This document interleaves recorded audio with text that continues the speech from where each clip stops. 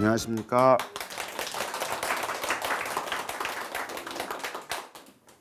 지난주에 오신 분도 계신데 같은 자리에 앉으셨네요. 지난주일에는 우리가 교회가 할 일이 뭐냐, 그리고 그 전에는 어떤 분의 질문이 신부님의 사회 문제에 관한 강론이 나의 생각과 다를 때 어떻게 해야 되느냐, 이제 그런 질문에 대한 답을 했고, 지난 시간에는 좀 보완해서 교회가 해야 할 일, 사명, 누구로부터 받은, 예수님으로부터 받은, 하느님으로부터 받은 임무에 관한 말씀을 드렸어요. 명령에 대해서. 그걸 우리 인권의 관점에서 말씀드렸거든요. 인간의 존엄함, 그리고 인간의 존엄함을 구체적으로 표현한 것을 인간의 기본적인 권리들이고, 이 권리들은 혼자서 주장하는 게 아니고 사회 안에서 다른 사람과 더불어 사는 그 안에서 표현되는 거거든요. 그래서 그것을 세계 그 인권 선언의 어떤 그 71도를 맞는 그때를 기념하면서 연관시켜서 인권들에는 자유의 영역, 정치권과 시민권이 있고, 사회의 영역 혹은 평등의 영역에서 경제권, 문화권, 사회권이 있고, 그 다음에 연대의 가치를 실현하기 위해서는 발전권이 있다는 말씀 드렸는데, 그때가 48년이었는데 시간이 지난 다음에 차츰차츰 사람들이 피부로 느끼기 시작한 아주 긴급한 세계적 문제, 사회 현안이 대두가 된 거예요. 바로 환경에 관한 문제. 이건 한 사람의 권리가 아니고 인류가 모두가 함께 누려야 될 권리고, 그렇기 때문에 모두가 연대하지 않으면 성취할 수 없는 거고요. 또 말씀드리지 않았습니다만 지금 프란치스코 교황께서는 앞에 교황님들 그러셨지만 모든 나라 헌법에 평화권이 명시되기를 바란다고 원해요. 그러면 평화권이 국민의 권리로, 헌법적인 권리로 그렇게 자리를 잡으면 국가는 뭘 하기가 어려워요. 전쟁을 하기가 어려운 거예요. 전쟁은 뭐 사람과 전쟁처럼 이렇게 티격태격하는 게 아니고, 여기서 말씀드린 전쟁은 국가와 국가 사이의 무력 충돌이에요. 근데 그 무력 충돌은 그냥 이렇게 뭐 말싸움만 하는 게 아니고 수만 명, 특히 오늘날은 그 과학적인 그 기술을 동원해서 무기를 만들었기 때문에 정말 얼마나 많은 사람을 죽음에 이르게 하는지, 이미 48년인데 인권선언이 나올 때가 그 3년 전 1945년 8월에 핵무기를 썼거든요. 단 두 발로 21만 명을 죽음에 이르게 한 거거든요. 근데 그 다음에 계속 과학적인 그 연구, 그 좋은 머리를 거기다 막 쓴 거죠. 막대한 재정을 투입해가지고 어마어마한 그런 대량 살상 무기들을 지금 갖고 있는 거예요. 그러니까 이제는 한 사람이 평화롭게 산다라는 게 위험에 노출돼 버린 거죠. 우리가 인식하지 않으려 하고 외면하려 했기 때문에 피부로 느끼지 못하지만 지금 인류가 가지고 있는 그런 대량 살상 무기들을 다 합쳐가지고 그 파괴력을 인구수로 나누면 머리에 정말 몇 톤의 그런 어마어마한 그 가공할 만한 공포스러운 무기를 머리 위에 지금 쥐고 있는 거거든요. 근데 이걸 평화라고 말할 수가 없잖아요. 그런 점에서 프란치스코 교황께서 뿐만 아니라 우리 교회에서는 제발 시민들이 그 평화에 관한 염원을 구체적으로 표현해서, 헌법이라는 그 한 정치 공동체 안에 가장 높은 권위의 법이잖아요. 거기에 평화권이 국민의 권리가 되면 국가는 그 권리를 보호해야 되잖아요. 그렇기 때문에 국가는 함부로 전쟁을 못하게 되는 장치가 된다라고 호소하는 거죠. 자, 이렇게 발전권, 어느 한 국가의 발전의 권리, 어느 한 국가 공동체 집단의 환경의 권리, 그리고 평화의 권리, 이 셋을 합쳐서 연대권이라 그러거든요. 그 국민국가 혹은 민족국가라고 하는 이 용어들은 오래된 게 아니고요. 그전에는 왕국이었거든요. 왕국이었다가 민국으로 바뀌잖아요. 옛날에는 왕국, 지금은 민국. 그러니까 왕의 나라에서 민의 나라로 바뀐 거거든요. 이때 이 민의 나라를 말할 때 흔히 국민국가라 그래요. 이 국민국가라는 이 개념이 생긴 거는 얼마 되지 않아요. 이제 근대라고 얘기를 하거든요. 이 국민국가는 그러니까 그 국가 자체가 존엄하다. 그래서 우리 주권이라 그러잖아요. 주권 국가로서 주권. 모든 나라는 주권을 갖는다고 하는 한 사람 한 사람이 다 기본적인 그 인권을 누려야 되는 것처럼 각 집단도 그 고유의 주권이 있다. 국가는. 그러면 국가 자체가 함께 발전할 권리. 그럼 다른 나라는 어떻게 해야 돼요? 그 권리를 인정해야 되고 방해해서는 안 되고 더 나아가면 도와야 되는 거겠죠. 그런 다음에 이걸 발족권이라 그러거든요. 그 다음에 시간이 좀 지난 다음에 1970년, 80년부터 사람들이 느끼기 시작한 거예요. 기후변화도 생기고 대기 오염도 생기고 그다음에 자원의 고갈도 생기면서 이러다가는 이 지구 행성 자체가 지구에 사는 인류 전체가 지속 가능한가? 앞으로 100년 후에는 어떻게 될까? 이 상태로 이런 걸 걱정하게 된 게 그렇게 오래되지 않거든요. 그래서 우리는 쾌적한 환경에서 살 권리가 있다. 이 환경권이라든가 이 평화권 같은 경우는 48년에는 별로 생각하지 않았던 거예요. 시간이 지나면서 사람들한테 이렇게 떠오른 거예요. 문제로. 그럼 이제 앞에서 말씀드린 정치권이나 시민권이나 또는 뭐 경제권이나 문화권이나 사회권이나 또 발전권, 환경권, 평화권에는 그 속을 들여다보기 시작하면 아주 복잡하고 세세한 것들이 더 많이 생기겠죠. 그걸 사람들이 점점 더 많이 인식하고 인정하고 그 인정하는 순간에 그것을 말하자면 훼손하지 않아야 될 의무가 발생하고 그것을 보호해야 될 의무가 발생하고 더 나아가선 이렇게 증진시킬 의무가 발생하는 거예요. 특별히 국가나 또는 이 세계 공동체에게는. 그런 점에서 인권은 실현된 게 아니라 목표와 같다.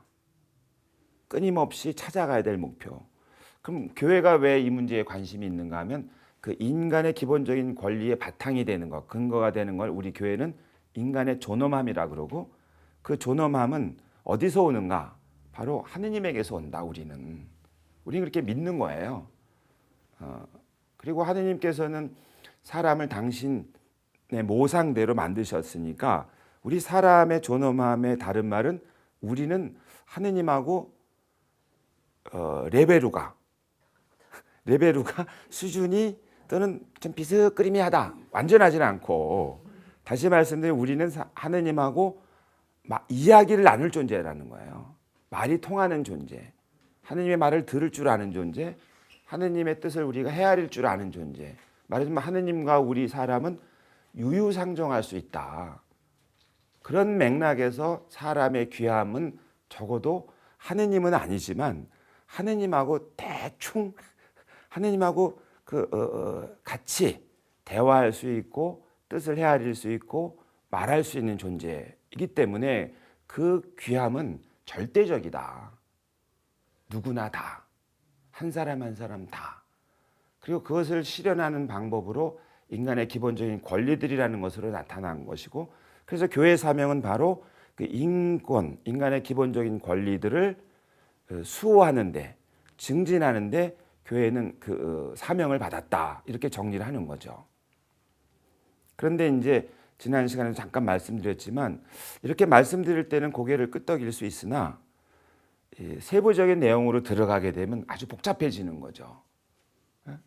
지난주에는 제가 그 경제에 관한 얘기했지 않습니까? 그리고 또 이제 교육에 관한 얘기를 한다. 문화적 권리를 말하면 교육에 관한 권리가 있거든요.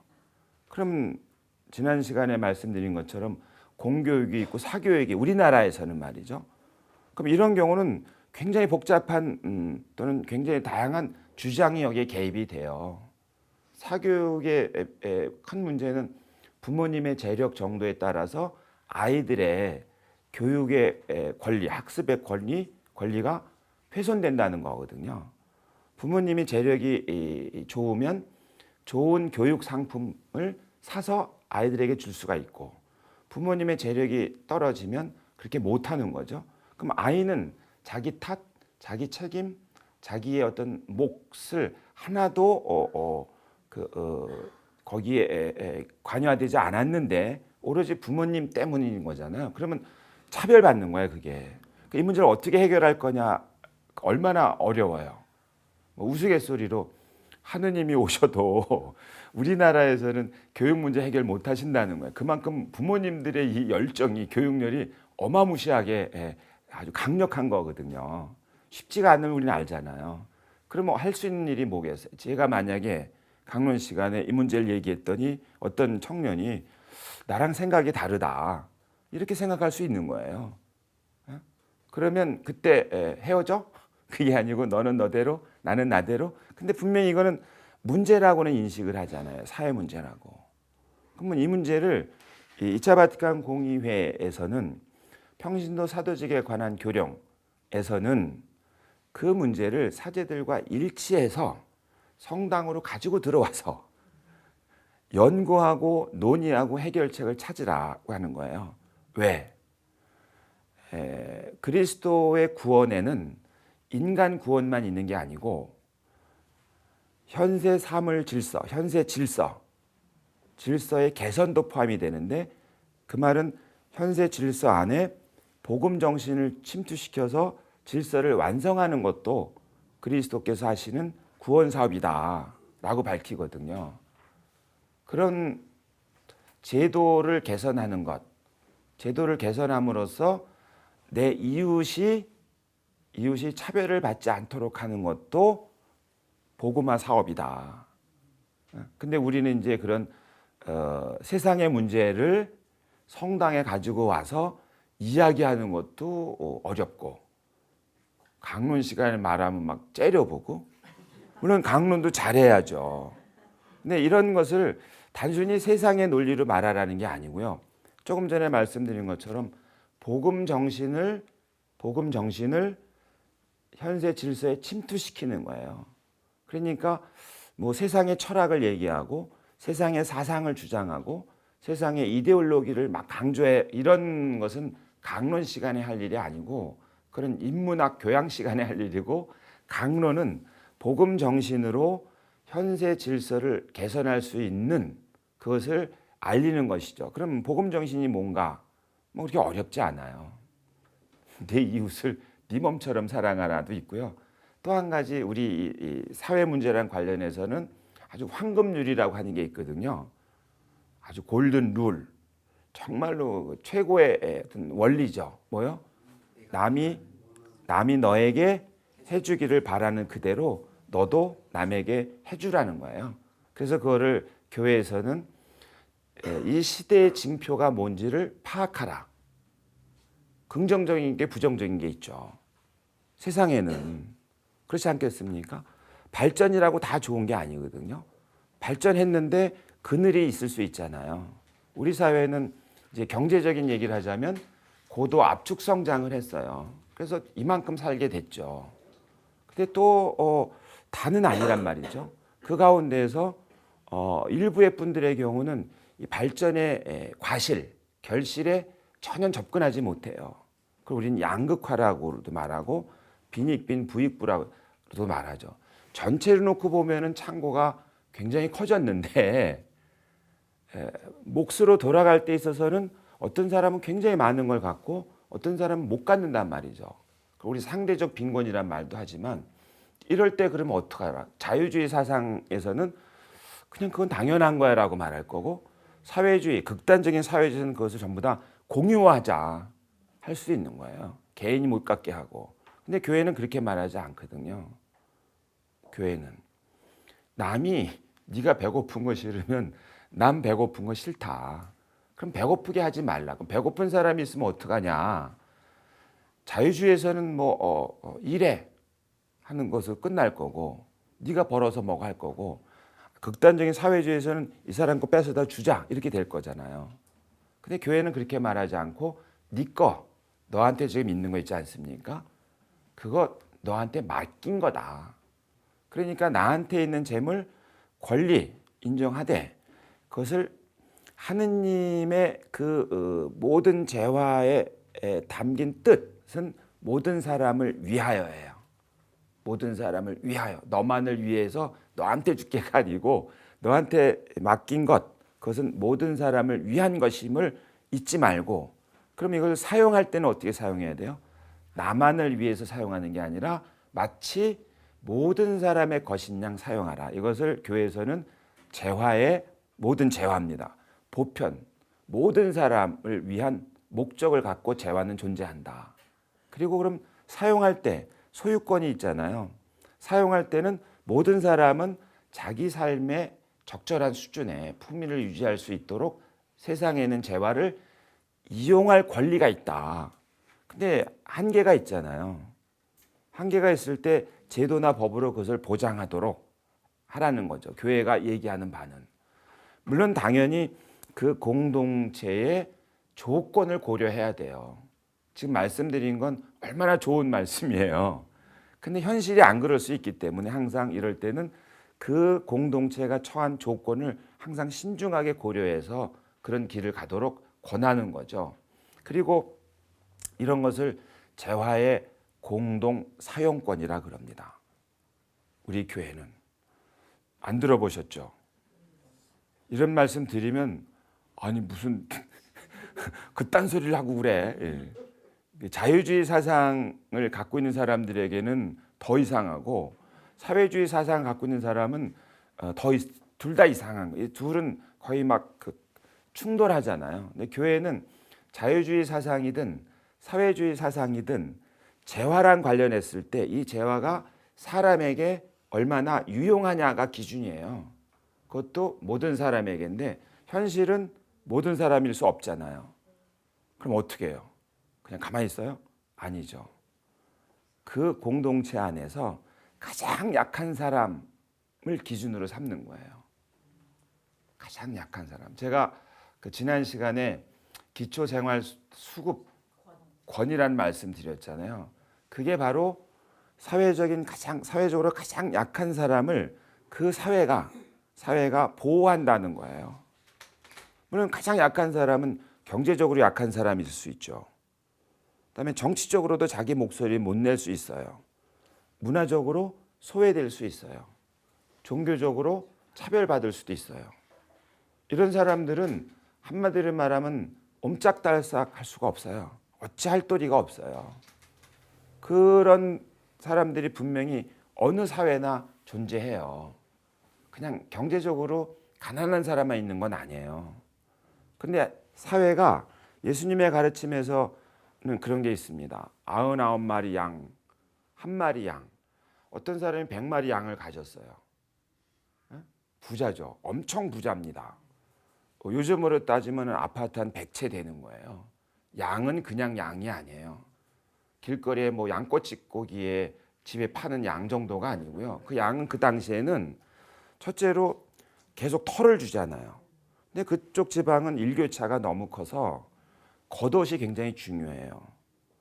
양털로 만든 겉옷 어마어마하게 비쌀 겁니다. 그다음에 양젖도 주잖아요. 식량도 줘요. 그리고 때 되면은 이제 고기도 줘요. 참 불쌍하죠, 양은. 그냥 털 깎이고 그냥 정말 사람이 참 그럼 돼야 안 돼요, 안 돼. 그런데 더 중요한 게 있어요. 하느님 대전에 제물로도 써요. 제물. 양을 제물로 바친다 할 정도면 대단한 부자예요. 그러니까 너무 가난한 사람들의 경우는 마련하지 못하니까 집비둘기나 산비둘기. 그 집비둘기, 산비둘기 뭐만 있으면 돼요? 그냥 날래게 의지만 있으면 그냥 부지런히 잡으면 돼요. 물론 비둘기가 잘 잡히진 않겠습니다만은. 그런데 100마리를 갖고 있는 사람이 있는데 1마리가 어디 갔어요. 그럼 여러분 같으면 어떻게 하시겠어요? 1마리를 찾으러 나서시겠습니까? 그 성경을 보면 마태복음에 보면 그 99마리를 산에 그대로 놔둔 채 한 마리를 찾아서 주인은 간다는 거예요. 여러분 같으면 가시겠어요? 가서 한 마리 데려왔더니 와보니까 10마리 없어지고 뭐 안 되잖아요. 근데 하느님은 그러면서 뭐래? 이 가운데 가장 보잘것없는 이 사람 하나. 하느님의 마음이 그렇다는 거예요. 근데 그 하나를 위해서 하느님은 어느 정도까지 해요? 당신 아들의 살점도 내주고 당신 아들의 피도 흘리게 하는 거예요. 그 가장 우리가 100마리 중에 한 마리가 이렇게 떨어졌다 할 때 우리 뭐라 그래요? 낙오했다 그러거든요. 낙오. 떨어져 나갔다. 다른 데로 갔다는 거잖아. 근데 그 하나를 위해서 하느님 그렇게 하신다는 거거든요. 그게 복음의 정신이고 가르침인 거예요. 그럼 당연히 한 사회에서 그 하느님의 뜻에 맞는 사회라고 한다면 그 사회는 어떤 사회가 되느냐? 모두가 다 부자가 되는 건 모두가 꿈꾸는 거예요. 사람의 욕망일 수도 있을 거예요. 사람들이 거기에 막 눈길을 돌릴 때 교회는 그 가운데 힘없고 약한 사람이 누구냐에 관심이 가는 거예요.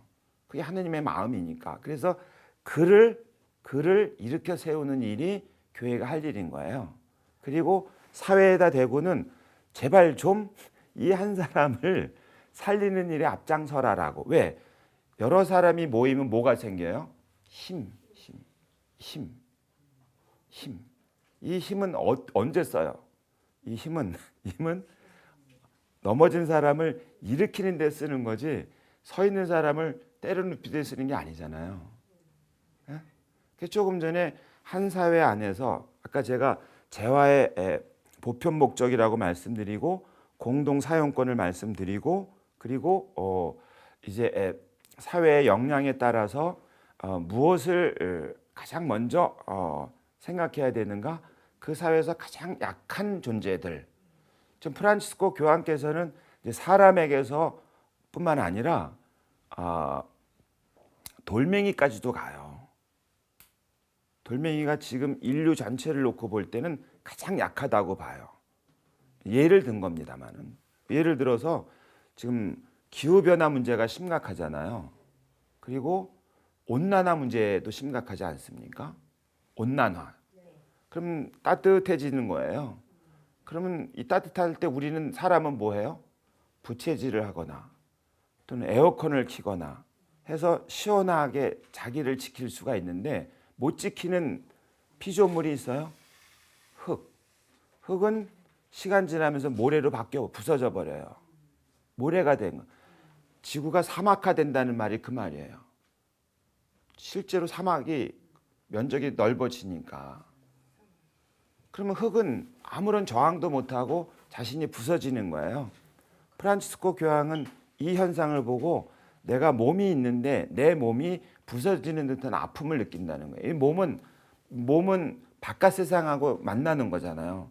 바깥 세상 중에 우리가 매일 만나는 것 중에 하나가 흙인 거예요. 근데 흙이 가루가 되는 거예요. 내 몸이 가루가 됨을 느낀다는 거예요. 약한 거예요.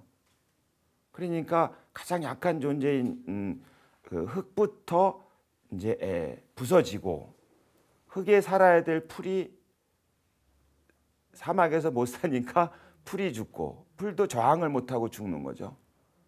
풀이 여기 사막인데 딴 데로 이사 가야지. 못 가요.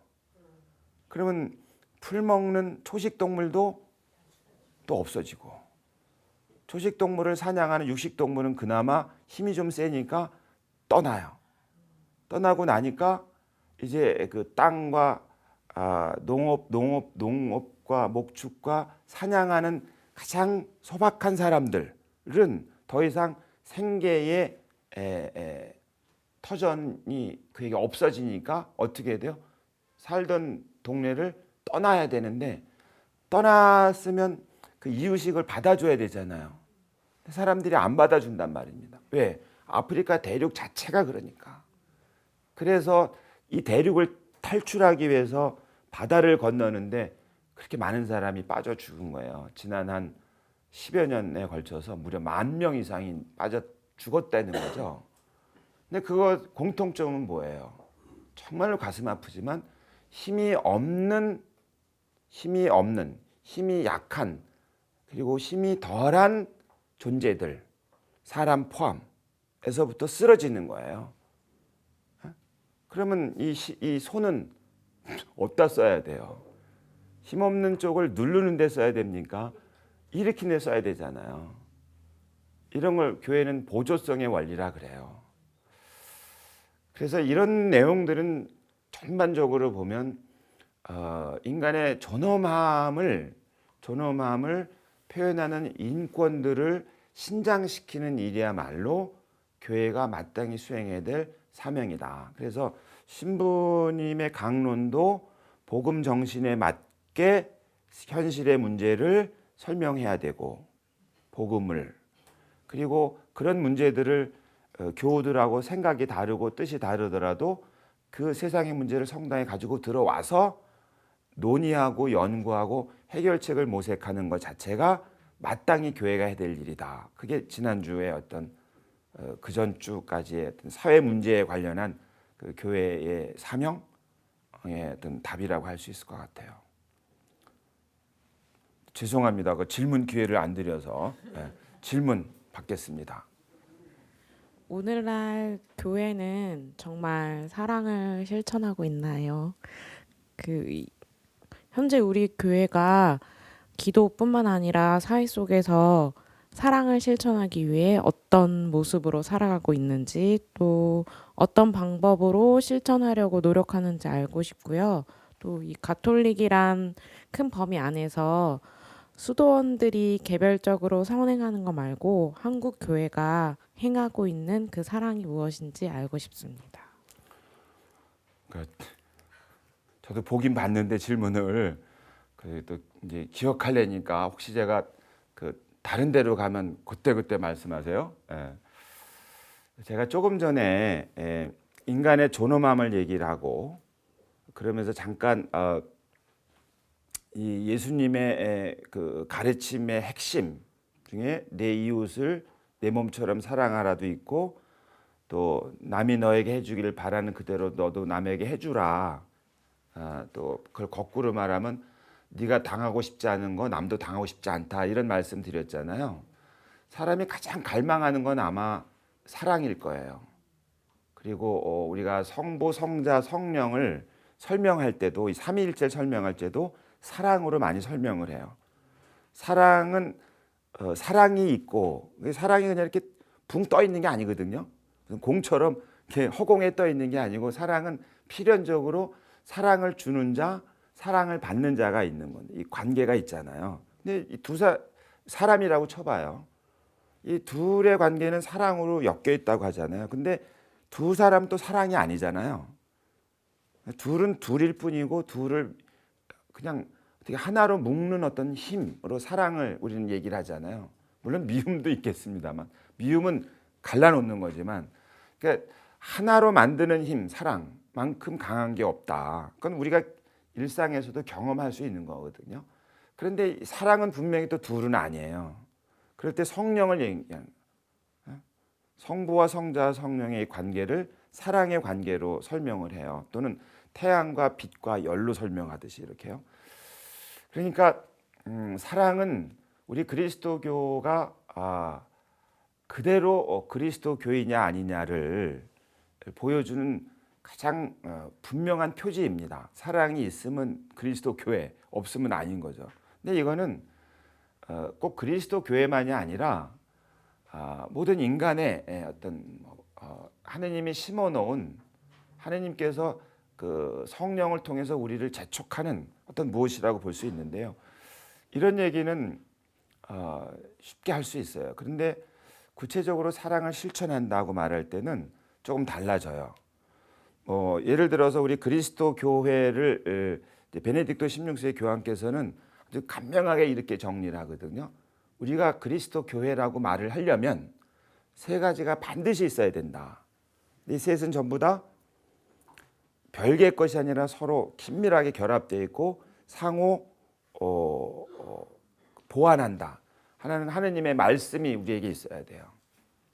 불교는 뭐가 있어야 대신에? 불경이 있겠죠. 부처님이 있고, 우린 예수님이 있고, 또 예수님의 말씀과 행적, 또 준비 예비를 했던 구약 신약 성경이 있는 거죠. 이 구약 신약뿐만 아니라 교회 가르침 전통은 전부 다 예수님을 겨냥하고, 예수님은 마땅히 당신이 내가 누구다라고 말한 게 아니라 하느님을 보여주는 분이란 말입니다. 제자가 그랬잖아요. 우리도 하느님 좀 보게 해달라고. 그랬더니 뭐라 그래요? 뭐라 그러셨어요? 날 봐라. 그럼 그러니까 제자들이 보기에 별로 믿음직하지 않잖아요. 그랬더니 그것도 못 믿겠거든. 내가 하는 일을 봐라. 일. 당신이 하신 일. 당신이 하신 일은 뭐겠어요? 그냥 사랑의 극치죠. 하느님의 말씀이 우리에겐 있어야 되고, 그리스도에게. 두 번째로는 이 말씀을 기념하고 거행해야 돼요. 신비의 거행이라 그러죠. 우리는 뭐 미사도 그렇고 성사도 그렇고 이 전례가 다 그거예요. 그럼 다른 종교에는 없나요? 있어요. 모든 종교는 있어요. 세 번째가 바로 다른 종교하고도 구별할 수 있는 어떤 큰 특징일 수 있는데, 까리타스라 그래요. 우리말 번역으로는 뭐 사랑 혹은 뭐 애덕 이렇게 번역을 하는데, 까리타스인데, 근데 공통점이 있습니다. 이 하느님 말씀이든 신비의 거행이든 까리타스든 누구 거예요? 이게 하느님이에요. 하느님이 주인이시고 주체이고, 하느님이 먼저 예수님을 통해서, 성령을 통해서 오늘의 우리에게 당신을 자꾸 알리시는 거예요. 말씀을 우리에게 보내주시고, 성사를 통해서 당신의 현존을 우리에게 보여주시고, 까리타스를 통해서 하느님을 자꾸 보여주고 계신다. 우리가 계시 종교라 그러잖아요. 우리 그리스도교를. 근데 여기서 까리타스가 사랑 애덕이라 그랬잖아요. 좀 쉽게 말씀드리면, 하느님의 말씀은 우리는 좀 안타깝지만 한국 교회를 좀 같이 놓고 말씀드리면 쪼그라뜨려요. 에? 아주 그냥 이렇게 그 왜 밥 중에, 찰진 밥 중에 그 햇밥이라 그럽니까? 그 왜 처음 수확해 가지고 뭐 햅쌀, 햇밥이죠. 그냥 그 반딱반딱하고 윤기 나고 막 그렇지 않습니까? 아무리 그러면 뭐 합니까? 밥 퍼놓고 사흘 밤낮을 그냥 내면 어떻게 돼요? 그냥 바짝 말라가지고 그냥, 그렇지 않습니까? 예수님을 그렇게 만들어요. 하느님 말씀도 그렇게 만들고. 제가 보기에는 왜요? 비가톨릭 그리스도교, 우리나라에서는 편히 그냥 개신교라고 하는데요. 그분들은 하느님 말씀을 그냥 외우세요. 외워가지고 글자 그대로 해석하고 이해하려고 하는데 강해요. 다 그러신 건 아닌데. 근데 그 안에는 마르지 않는 샘, 영원한 생명의 샘인데 이게 말라버리는 거야. 외워버려가지고. 그리고 예수님도 언제나 살아계신, 최근에 교황님의 그 권고가 그리스도께서는 살아계십니다인데, 그분들 과거 2000년의 어떤 위인 한 명으로 만들어버려요. 오늘날 이 시대에 하느님의 말씀, 이 시대에 예수님을 찾으려고 하기보다는 책에 있는 글자 또는 2000년 전의 예수님에 대한 어떤 맹목적인 어떤 믿음? 그럼 천주교는 어떨까? 성경을 읽으시는데 너무 자의적으로 읽으세요. 그냥 내 식대로 읽는다 그 말입니다. 내 식대로. 근데 구약 성경이든 신약 성경이든 하느님께서 이스라엘을 통해서, 하느님께서 예수님을 통해서 당신이 우리 가운데서 무엇을 하시는지를 우리 가운데서, 물론 그 안에 나도 포함되어 있죠. 근데 나만이 아닙니다. 우리 가운데에서, 구약은 이스라엘이라는 민족 공동체를 통해서 인류에게, 신약은 예수님을 통해서 당신 제자를 통해서 인류에게, 공동체라, 공동체. 사회적이다. 그리고 현실이니까 역사적이고 사회적이고 공동체적인데, 우리는 사회적이기보다는 개인적으로, 역사적이기보다는 관념적으로, 공동체적이기보다는 개별적인 것으로 성경과 예수님을 그렇게 받아들이려고 한다. 그러다 보니까 예수님을 믿는다는 분도 많고 성경을 읽는 분도 많은데 사회와 공동체와 역사에서 하느님의 흔적을, 예수님의 어떤 그 빛을 보기가 어려운 일이 우리에게서 벌어지는 게 아닌가. 우스갯소리로 어떤 분이 자기가 한국에 와서 깜짝 놀랬대요. 병원이 그렇게 많은 줄 몰랐다고. 밤에 이렇게 보니까 빨간 불들이 많잖아요. 빨간 게 이렇게 있으니까 병원인 줄 알았대요. 낮에 보니까 교회라고 하니까 그런 건데요.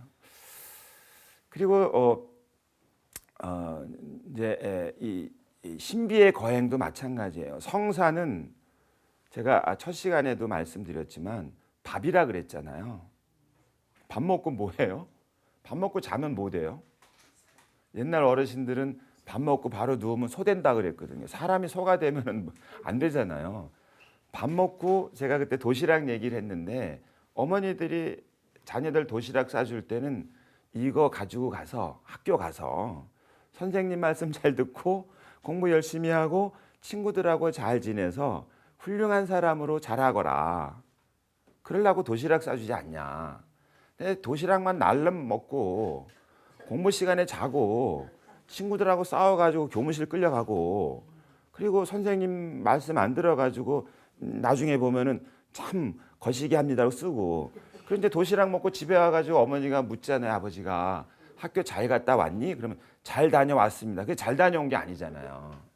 우리가 미사를 끝낼 때 그러잖아요. 가서 성당 말고 가서 제가 지난 시간 말씀드리면 현세 질서 안에 들어가서 복음을 선포하시라. 복음 정신으로 스며들게 해서 완성하라. 경제 질서가 됐든 문화 질서가 됐든 정치 질서가 됐든 그러려고 밥을 먹는 거다. 그러려고 하느님 말씀을 듣는 것이고 그러려고 예수님하고 내가 하나가 되는 거다. 예수님도 제자들을 파견하셨죠. 모아가지고 일로 와봐. 나랑 같이 잘 살. 안 그랬어요. 가라. 그런 거거든요. 이 카리타스는 또 뭘까? 사랑은, 우리가 말하는 사랑은 이제 이 하느님의 사랑은 어떤 인간 구원 하나만 있는 게 아니고 그 제가 이제 사도직 교령에서 소개한 것처럼 현세 질서의 개선도 된다. 당신이 이 세상 질서가 당신 거예요. 당신 건데 이 질서가 엉클어지는 거예요. 자꾸 누구 때문에? 하느님 때문에 엉클어진 게 아니고 하느님하고 수준이 비슷한 인간들이 자꾸 하느님하고 개기는 맞설려고 하는 거죠. 지네 맘대로 하려고. 상호 뜻을 맞춰야 되는데 하느님이 일방적으로 인간에게 요구하는 것도 아니거든요. 하느님이 구약을 보면 끊임없이 얘기하는 하느님이에요. 때로는 호소하고 때로는 꾸짖고 때로는 묻고 그래서 사람이 알아듣도록 그 인격적인 하느님이라 그러잖아요. 근데 두 하느님과 인류가 같이 이렇게 가야 되는데 이 사람이 슬금슬금 이게 나름대로 보니까 혼자 할 수 있을 것 같거든요. 에? 처음에 어떻게 해서 그런 거예요? 하느님은 약간 무시하고 내 맘대로 좀 해볼까? 이제 창세기에 나오는 먹지 말라는 나무 한 거예요. 하느님은 먹지 마. 그랬더니 먹어도 될 걸? 한 거예요. 먹었잖아요. 좀 있다가 카인이 아벨을 돌로 쳐 죽였는데 배경이 뭐예요? 하느님이 제물을 받아들였는데 동생 거를 받아들인다고 생각하고 그 질투라고도 하겠고 그래서 동생을 하니까 점점 이게 사태가 어떻게 되는 겁니까? 약간 끔찍해지면서 과격해지는 거죠. 나중에 이제 노아 때는 보니까 세상에 죄악이 가득해요. 그럼 나중에 창세기 11장까지 가면 뭐가 돼요? 드디어 이제 사람들이 떼를 모아가지고 탑을 높이 쌓아가지고 하느님하고 맞서자 이렇게 되는 거죠. 그래서 하느님이 이제 창세기 1장부터 11장이 바로 죄가 어떻게 사회 구조화되고 범위가 커지고 흉포화되는가 이걸 이제 설명하는 거라고 보거든요. 이제 사람이 그렇게 되다 보니까 하느님이 보시기 참 좋은 그 질서, 조화가 사람이 자꾸 그 넘나들면서 훼손시키는 거예요. 예? 그게 이제 말하자면은 그 세상을 그렇기 때문에 이 사물 질서를 아름다운 모습으로 이제 복음 정신으로 침투시켜서 본래 당신이 보시기에 사람과 함께 있었던 이 세상의 아름다운 모습으로 만들어가는 것, 그게 교회가 할 일인데, 그 어떤 방법으로? 인간 구원에 관련된 거는 사람을 사랑하는 거예요. 그럼 사회 질서, 현세 질서에 복음 정신을 침투시키는 것도 사랑의 행위예요. 그럼 어떻게 할 수 있겠어요? 예를 들면 이제 이런 질문을 이제 어떤 분이 하셨어요. 그 성경에서 가장 그 이 사랑에 관한 그 대목, 그게 사마리아 사람의 이야기거든요. 시간이 얼마나 될지 모르겠는데요. 사마리아 사람 얘기가 뭐냐면 율법학자가 어떻게 해야 영원한 생명을 얻습니까? 예수님이 율법에 뭐라고 적혔냐? 그랬더니 하느님을 엄청 사랑하고 이웃도 엄청 사랑하라고 했다. 예수님의 답은 간단해요. 해 그렇게 하지는 않았겠죠. 하세요 그랬겠죠. 그러면 산다 였는데 거기서 끝났으면 되는데 이 율법학자가 정당한 것을, 자기가 정당하는 것을 알기 위해서 내 이웃이 누굽니까? 라고 물어봐요. 그때 예수님이 답한 게 사마리아 사람 이야기예요. 그리고 예수님은 다시 거꾸로 되물어요. 누가 그에게 이웃이 되어 주었느냐? 당연히 답하죠. 자비를 베푼 사람입니다. 해라. 끝이거든요. 누가 내 이웃이냐라는 질문을 예수님 바꿔서 누구에게 이웃이 되어 주냐로 바꾸는 거예요. 누구에게? 그럼 사마리아 사람은 길거리에 쓰러진 사람에게 이웃이 되어 준 거예요. 그 레위와 사제는 누구에게 이웃이 되어 줬어요? 이에게 이웃이 안 돼 준 거예요. 자, 그런데 이건 전부 다 사람은 누구나 그런 연민 또는 공감 이런 능력이 있기 때문에 마음이 아플 거예요. 도와주고 싶었겠죠. 레위도 사제도. 근데 그가 먼저 해야 될 일이 있다고 생각한 거예요. 그런데 사마리아 사람도 그랬으나 마음이 움직여서 다가가서 자기 포도주와 기름을 썼고 자기 나귀를 썼고 자기 돈을 썼어요. 얼마나 훌륭해요. 2000년 전에. 여러분 그렇게 하실 수 있냐고요? 네? 못해요. 그래서 물었어요. 어떤 사람이. 다음 날 어떤 사람이 여행하다 또 강도를 만났어. 근데 이때는 아주 불운하게도 사마리아 사람 같은 사람이 안 지나갔어. 그럼 그 사람 죽어요? 그럼 어떡하겠냐? 그러면 사람들이 모여서 여기 왜 강도들이 나타나지? 강도들은 직업이 없어요. 걔네들은 왜 직업이 없어? 공부를 많이 못했어요. 왜 공부를 못했어? 부모님이 너무 가난했어요. 그럼 어떡하지? 학교를 세우자. 그래서 가난한 사람도 공부를 하게 하자. 그래서 공부한 거 가지고 직업을 갖게 하자. 그러면 강도가 없어질 거 아니냐. 그런 다음에 그것도 안 되니까 거의 으슥하다 그러면 여기에 가로등을 세워야 되겠다.